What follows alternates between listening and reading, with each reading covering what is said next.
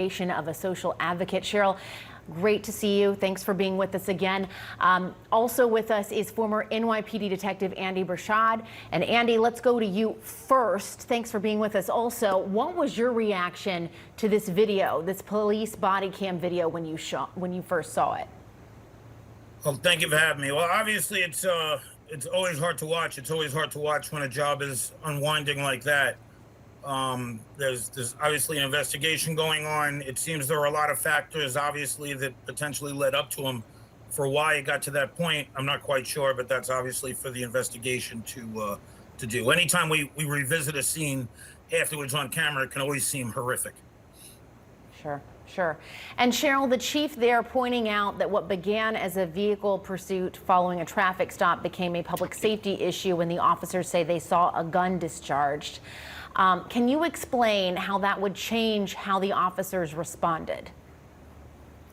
Well, the officers are certainly going to get amped up. Their adrenaline is going to be running, and they're going to respond as though this threat may very well be ongoing. And listen, because, you know, a suspect that we're pursuing may have a gun and drop it doesn't necessarily mean that officers are expected to lower their expectation of who it is that they're going to confront. Suspects oftentimes carry more than one weapon. And so all of this is going to play into how this investigation is adjudicated administratively by the police chief. And understand he has great autonomy. There are levels of discipline that he can met out to his officers, from a warning to training, retraining, and also termination would be the very end of that spectrum. And so all of this is going to play into that, what we are now learning about Mr. Walker's behavior before, during, and after the shooting.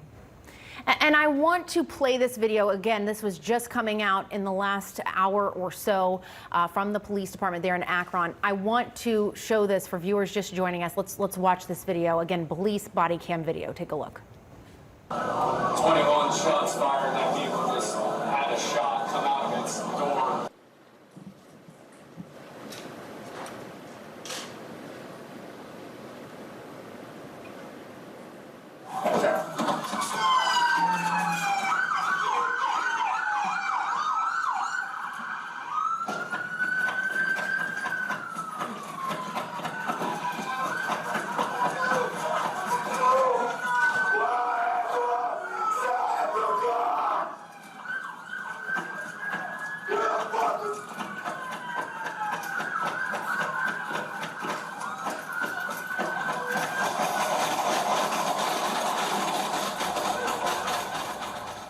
And Andy, we're listening to that barrage of bullets there at the end that hit Walker some 60 times was the report that we had earlier.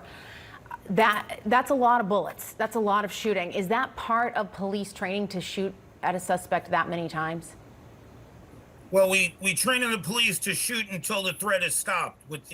From my perspective, from just seeing the video recently as well, there was a fair amount of officers there. So to break down the rounds per officer, not to involve in the investigation, that's not uncommon. All the officers, we can't measure their level of fear or to what they were engaging. It was in the understanding that potentially the victim still had a weapon or had other weapons, like the chief explained before. I've been involved in shootings where there's a high rate of rounds fired just from the mere number of uniformed officers that respond to the situation. And Cheryl, we also heard the police chief saying that he wants every officer to be held accountable for every shot that they fired. What's your take on the number of times that he was shot? Well, I mean, it sounds bad. It looks bad. Here on the Los Angeles Police Department, we're taught and trained to fire 2 rounds in rapid succession and then assess whether or not a threat exists. I mean, you don't just fire to barrel meltdown because you think there's a threat. You need to be able to know for sure, when you let rounds go, that the threat even still exists. And so I don't think it would be unreasonable to question an officer who may have a magazine that holds 15 rounds and have them articulate with some specificity what was the threat level at round 7, 8, 14, and 15. And I want to stay with us for just a second. I want to go to CNN correspondent Polo Sandoval, who's there on the ground in Akron. Polo, I know you were there for the press conference that just happened in the last couple of hours where the police chief spoke. We heard from the family attorney as well. Walk us through what you learned this afternoon. One of the biggest questions we've had since the shooting, Jessica,